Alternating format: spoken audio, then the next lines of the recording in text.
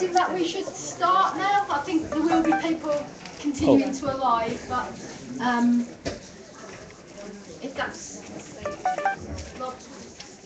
So you just take a photograph or a video? Can I ask again if people will budge up into the middle of the row so that latecomers can get in without disrupting us? And if more wheelchair users arrive, they will need to use that space at the back, so just be aware of that and get out of the way. Yeah, I wouldn't keep However you say that politely. either way. Yeah, okay. Okay,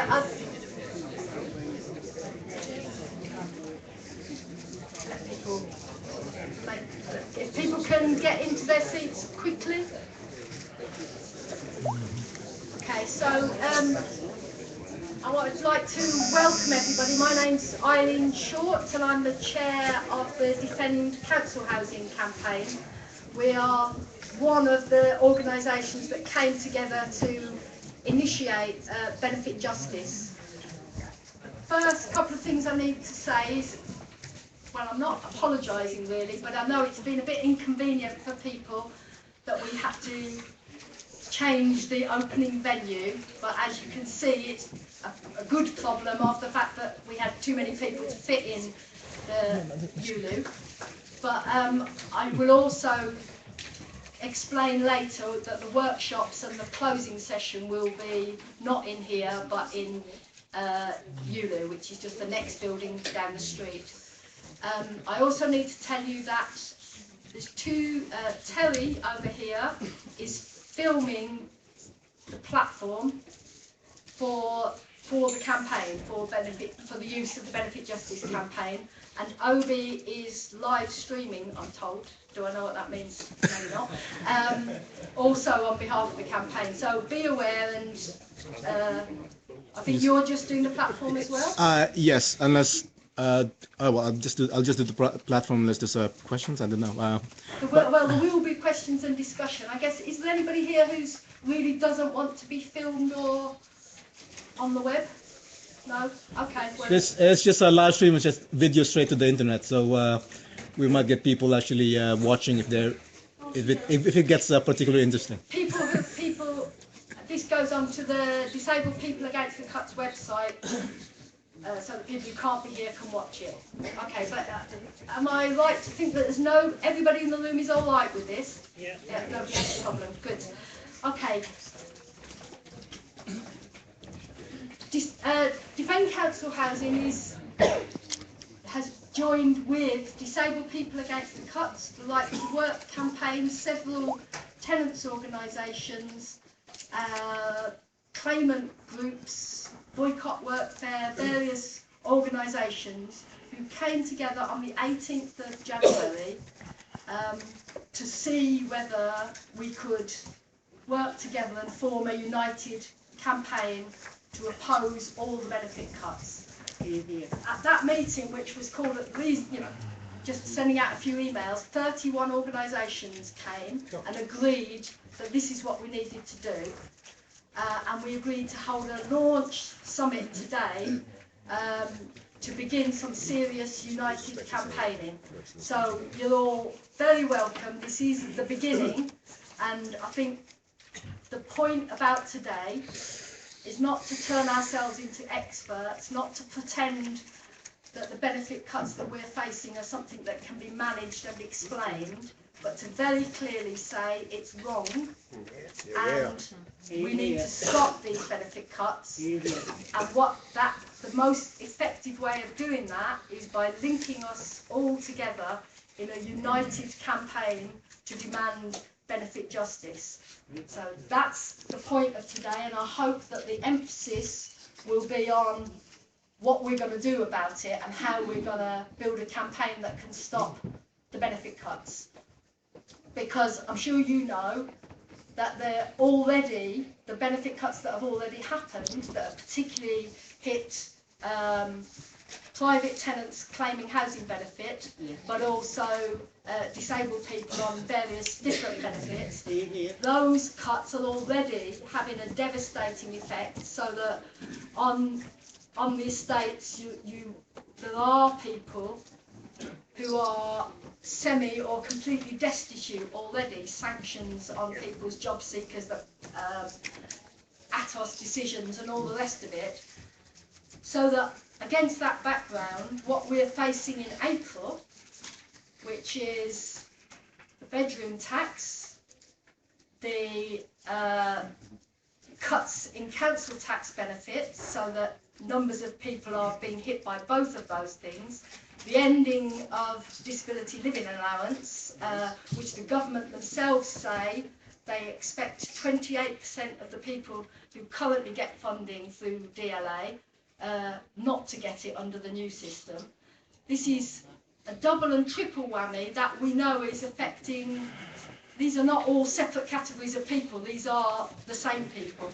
And at the same time, the government is refusing to update tax credits and other benefits, so that low-paid people in work, as well as people who are not earning for various reasons, are all getting squeezed hard.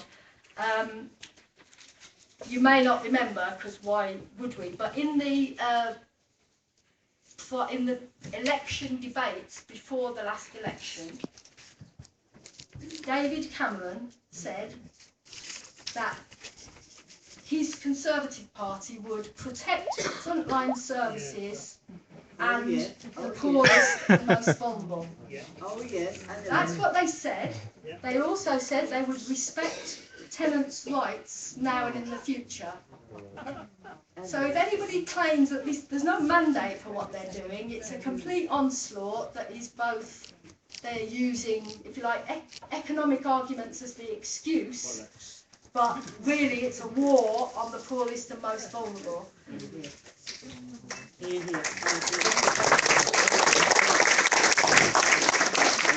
So I'm really pleased that we have got a range of speakers to start us off today.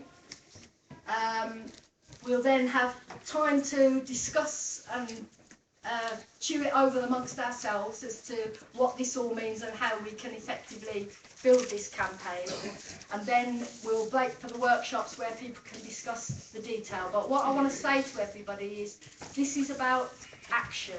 So in the final session, we want to come out with a really clear plan about what we're going to do over the next 6 weeks to turn this into a no-go area. The BBC was saying 3 weeks ago that 50% of people in a survey and 30% of Conservative voters are opposed to the bedroom tax. That was 3 weeks ago. I think by now we've probably shifted it some more, and I think our job is to completely overturn it. But also Conres, who did a poll for ITN, found that the majority of people said more money needs to be spent on welfare, not less. So this argument is beginning to shift. It is an argument we can win, but I think a lot depends what we do, what we decide today, and then what we do over the next few weeks. So on that note, the first speaker I'm going to ask to come up is getting this. Is Robert Buckley, who's the chair of Newcastle Tenants Federation.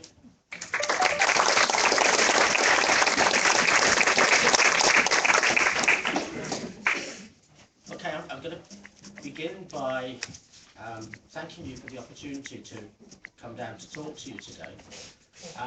I've been asked to speak most specifically to the bedroom tax and to keep it short. So in the interest of that, I think you will all agree that it's unhelpful for us to look at the bedroom tax in isolation.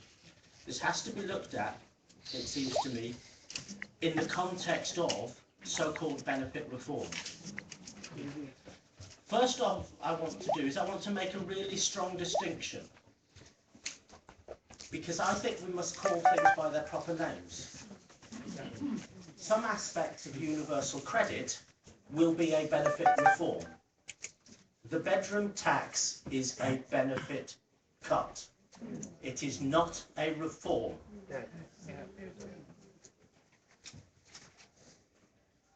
And so people who are being hit by the bedroom tax in a little over 3 weeks are then later in the year potentially going to be hit by universal credit.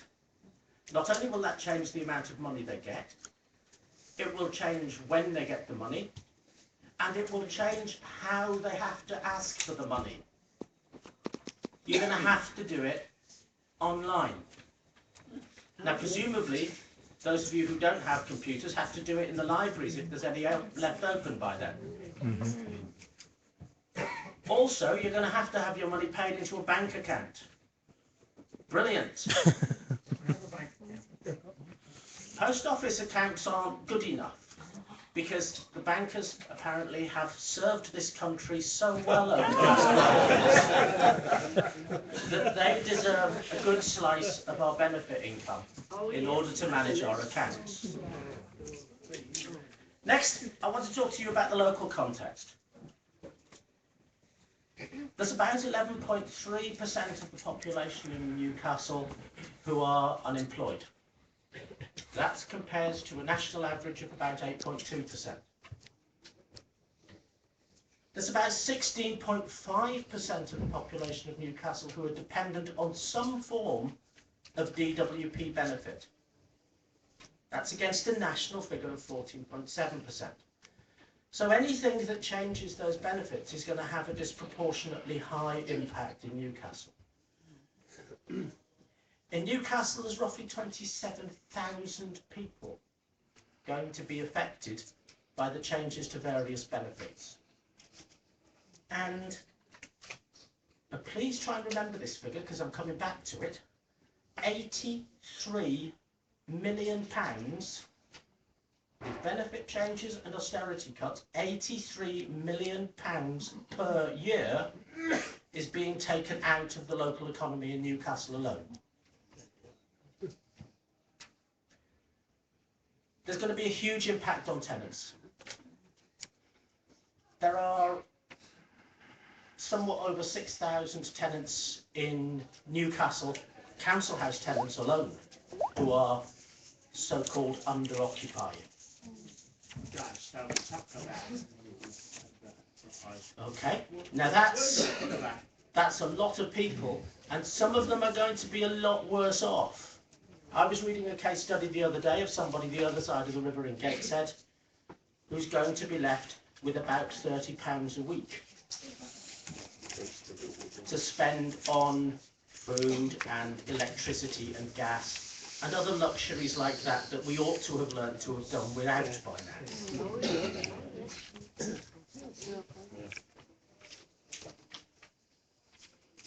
In addition to reduced income, tenants are going to have to manage that income themselves. And for some of our tenants, that's going to be a challenge. And those challenges are going to have an impact on the income of the housing provider. And that will impact on us too. If our landlord gets less rent collected, then they're going to be able to provide only a poorer repairs service, less modernisation, less cleaning and grass cutting in our neighbourhoods. So I think we don't like the changes, but I want to take a step back. Why are these changes being introduced? Let's have a look at the reasons. I can identify 4 possible reasons. 2 of them I want to mention really quickly because there's nothing we can do about them. The first reason to introduce this is that Ian Duncan Smith and David Cameron are basically silly people.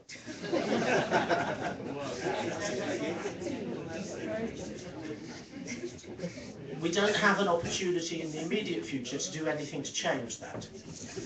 The second reason for introducing them is that Ian Duncan Smith and David Cameron and George Osborne are basically wicked people. Yeah.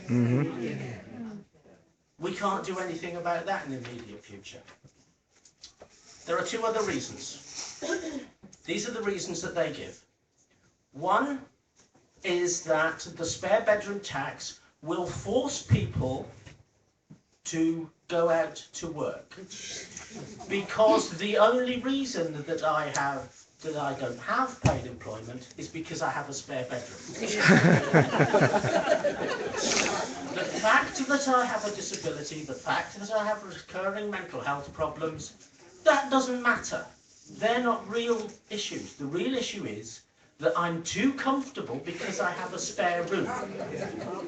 There is a room next door that nobody's using. How many of you now feel more comfortable sitting in here because there's a room next door nobody's using? It's nonsense, it's silly nonsense. But let's go back to that £83 million figure. If you want more poor people to get work, if you want people on low wages to get more hours, how can you hope to achieve that by taking £83 million out of the local economy? If you want more people to work, you have to put money into the economy, not take it out.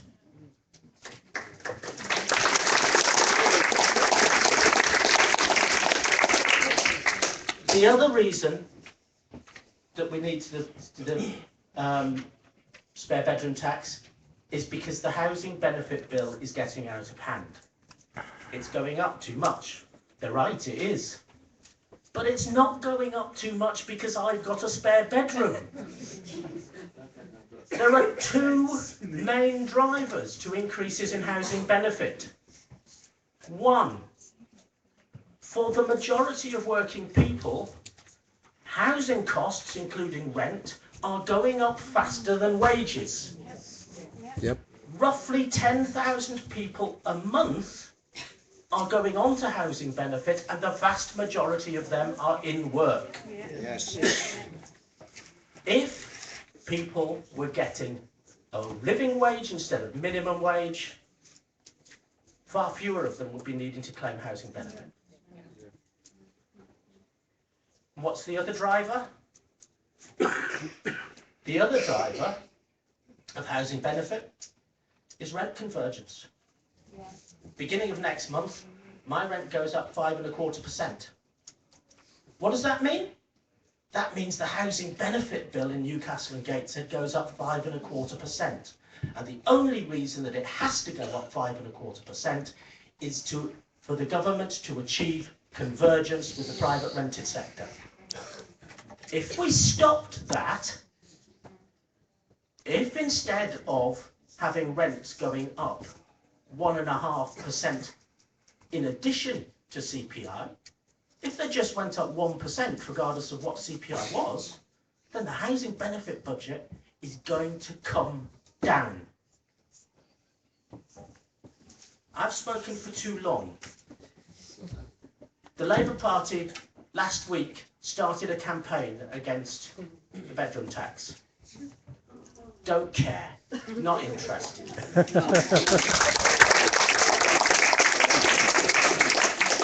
The question from this meeting today and from all of our meetings around the country has got to be to say to Westminster MPs and to those who want to be Westminster MPs, if we vote for you, what are you going to do about the bedroom tax, and when are you going to do it? Thank you.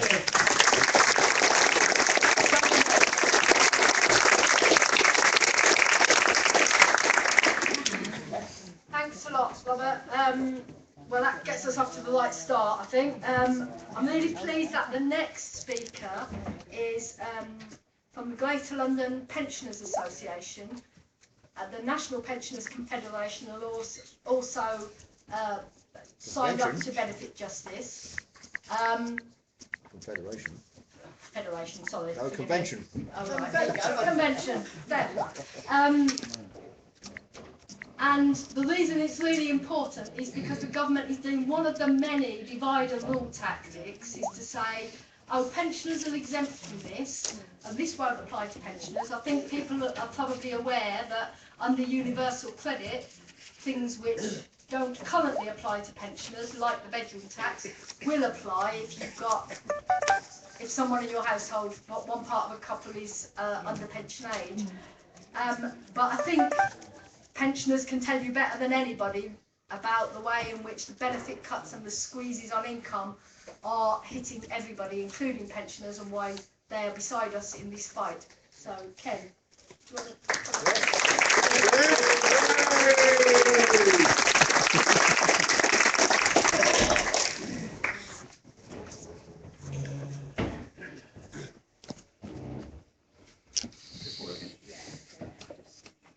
Five minutes I've been given. It's taken me 5 minutes to get up here.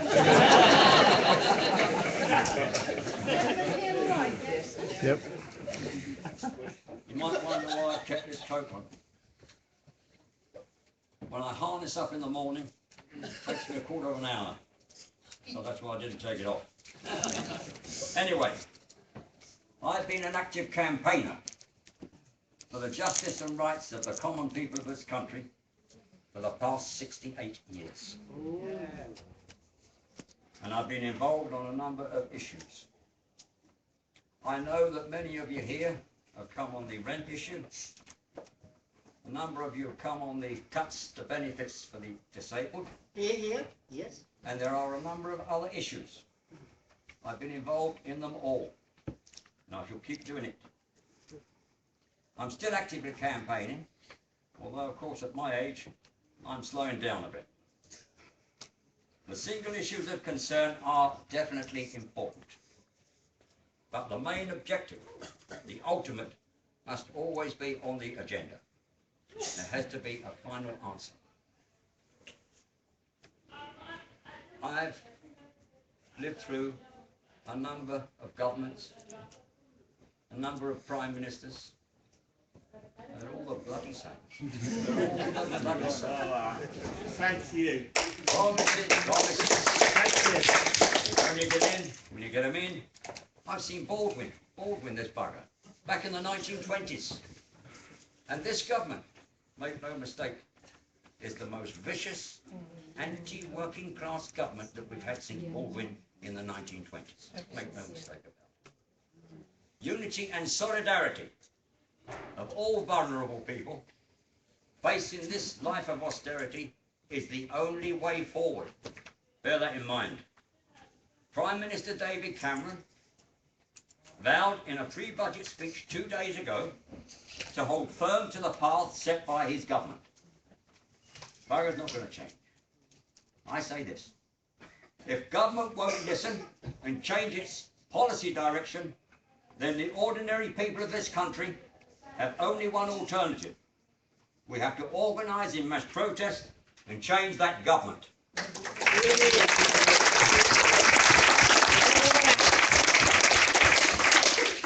Blimey, I'm getting tired up here. Carry on, Nathan, carry on. 10% of this country, just 10% of the people in this country, own 50% of its wealth. That's the rub. That's the problem. That contradiction. We're living in two Britains, make no mistake. The economic system in this country, as others across the world, is rotten to the core. Rotten to the core. The Britain of the underprivileged millions, facing cuts as we are on the one side, and the Britain of the banking elite. The banks have been mentioned, bless them, I heard you applaud. And the finance dealers, the giant corporations of London's richest square mile. That's the other Britain. Yes. These people, by their greed and profit motivation, wield their power at Westminster. The pensioner, the unemployed, disabled people, and millions of others to a daily decline in social welfare. Some 74 years ago, I'm aging myself here, I've seen poverty. I've seen poverty. I was fortunate I didn't suffer poverty, but I've seen it. And it's filth. Filth. Stinks. The cost of living, the scandalous cost of domestic fuel, rent, mortgage repayments, are the driving force taking the working people back to the days of the hungry 30s. Widespread poverty. Bloody hell, Olsen. the wealth gap is getting greater by the hour. London is becoming a haven for the super rich. I'm nearly there. Let this meeting here today, and it's a good one, very good, determine and register our support and solidarity for the People's Assembly to take place on the 22nd of June at the Central Hall, Westminster. Unity is the power and strength of the common people. With united determination, we can, at that People's Assembly, build a national movement in the direction of a new world, a real people's democracy, social progress and social justice. That People's Assembly on June the 22nd is a timely event. It can unite the broadest spectrum of all campaigning sections across this country. Right near the end. All those organisations now actively campaigning in protest against the class attacks on benefits and health and social welfare. That's the lobbies. Make no mistake, this coalition government, unelected, is waging an ideological class war to take back all the gains of the people over the past 68 years. And unfortunately, they're winning. We've got to stop it.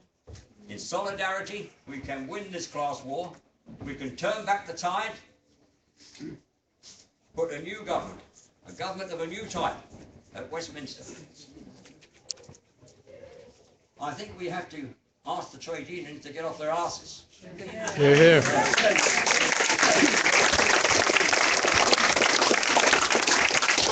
Right? So there are others, and hopefully we'll see the return of a Labour government. But they're going to say, we mustn't rock the boat. I say, let's sink the bloody boat.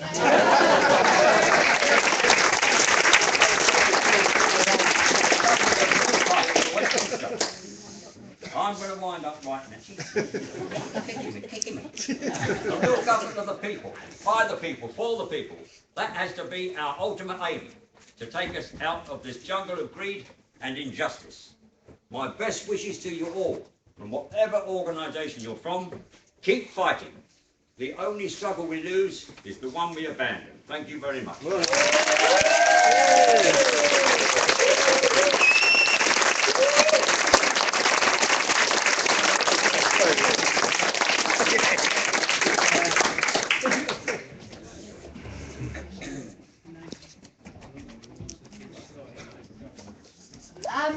Thanks a lot, Ken. Sorry.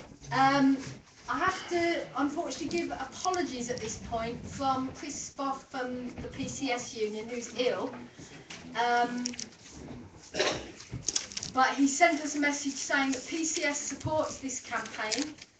Unions and campaigners will need to work together and take action together to defeat the government's assault on the benefit system. And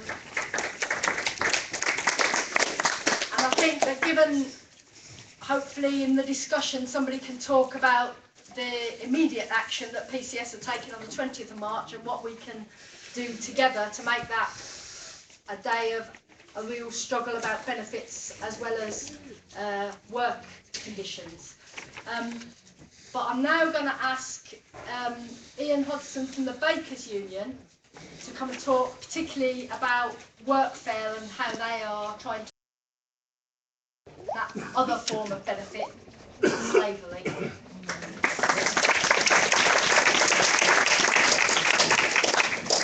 Good morning. It's a pleasure to be here. It's actually a privilege for our union to be invited to come and talk to people who recognise the need to come together to take action and to form alliances right across the country to bring down this heinous government. And it's a shame Chris isn't here. I mean, Chris is a good friend of mine, and I actually met Chris when he was actually Mackenzie's friend the last time we had a Tory government, when we was fighting against the poll tax. I mean, Chris Boff has been a fantastic advocate from Blackpool, because I'm from Blackpool as well, you know, and I'm really proud of everybody that comes out of my town in particular, especially those that are successful and successful for the right reasons, as Chris Boff most certainly has been. And you know, he's a great campaigner, and I wish he was here, and I hope he gets better soon, and I hope it's not too serious. I hope it's not like the problem I'm having this morning, which was down to alcohol, because unfortunately I visited one or two of your hostilities last night. But like I say, it's an absolute privilege to be here, and it's an absolute privilege for my trade union to come and talk to people who recognise the importance of coming together and making sure that that people see through the media and the lies that are perpetrated, and they were told there is no alternative. That's the constant message that people get. Well, I've got to tell you, it's absolutely untrue. There is an alternative. This week has seen the death of Chavez, who showed the world there is an alternative.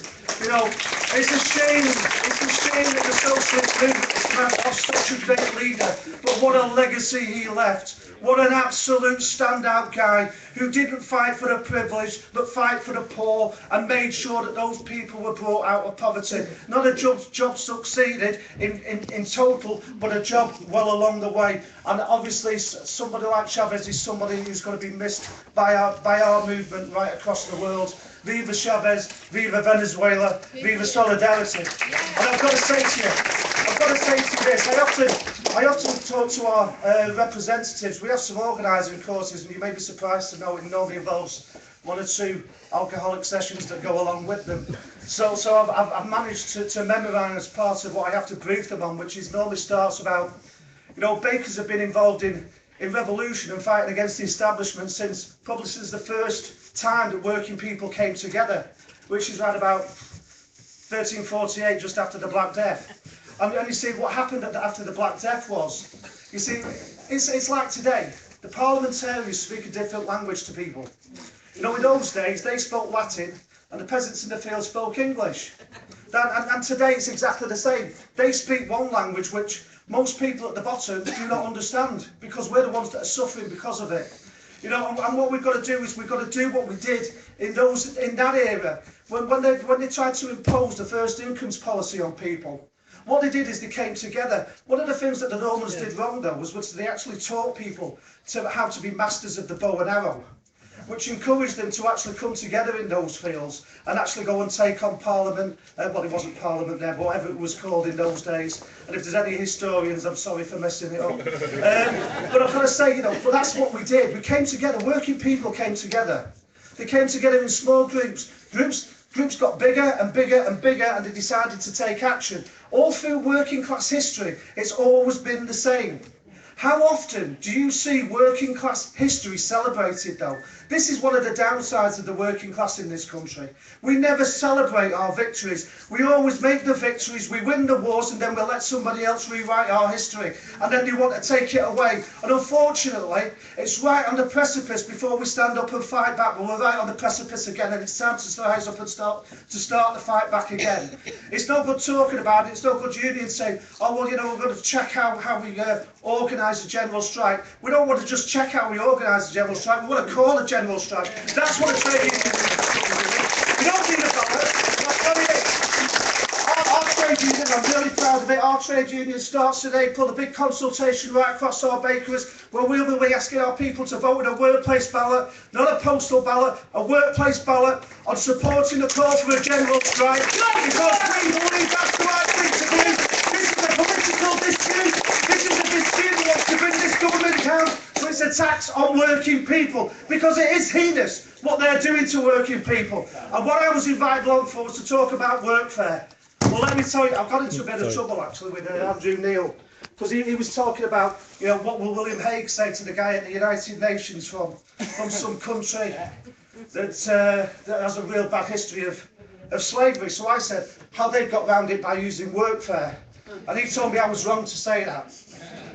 I disagree. I think I was right to say that, because workfare is slavery. It's exploitation of the worst kind. And those people that believe it's voluntary, let me tell you, it's not voluntary. I've got personal experience. Unfortunately for my son, he's been expelled from his unemployment benefit, because obviously I'm a campaigner against it, so he can't go and do it.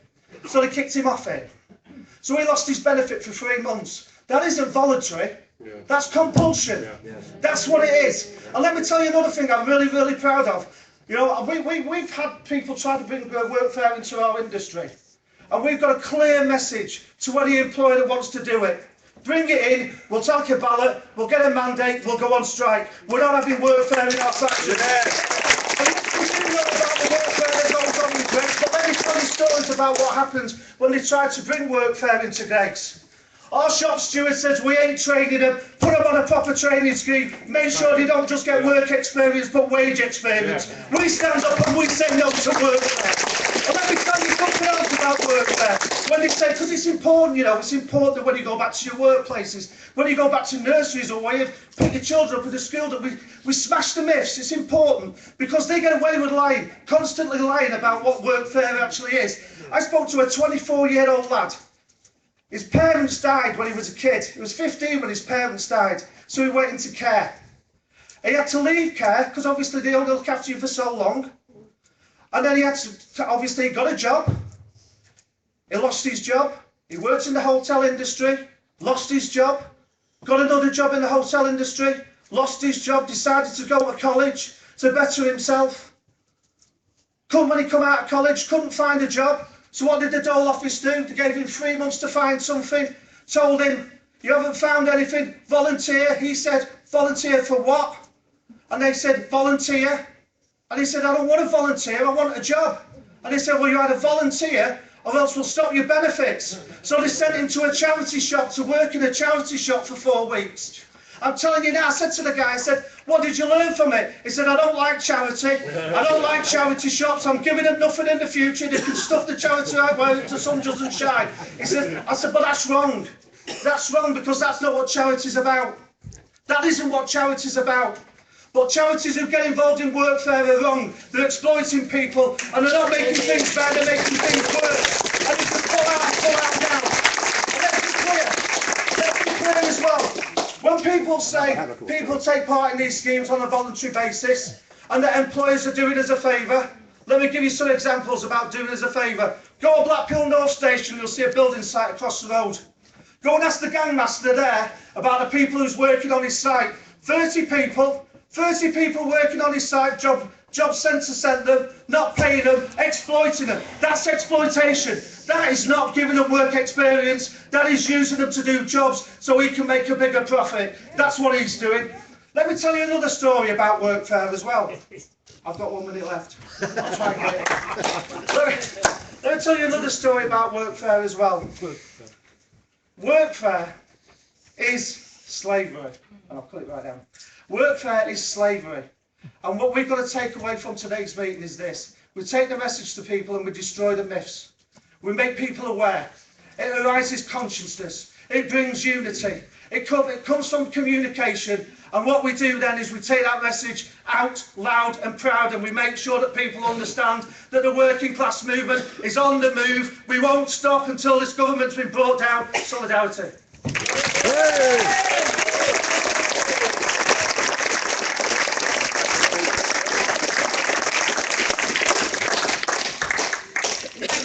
Ian, and I think, you know, it's really good to hear all the arguments, but also to know that we have strong allies. We can build this campaign based on strong links and alliances locally as well as nationally. Thanks, guys. Please tweet and Facebook this and far and wide. An organisation called Winvisible, which is women with visible and invisible disabilities.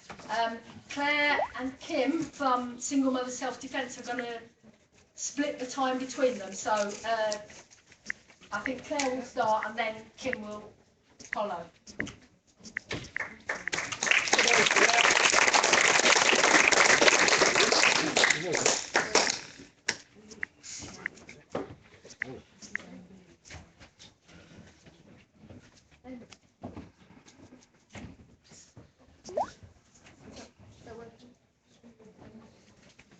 I want to say to the man that just spoke, fuck Chavez. No.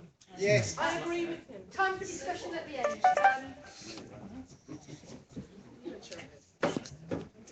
working.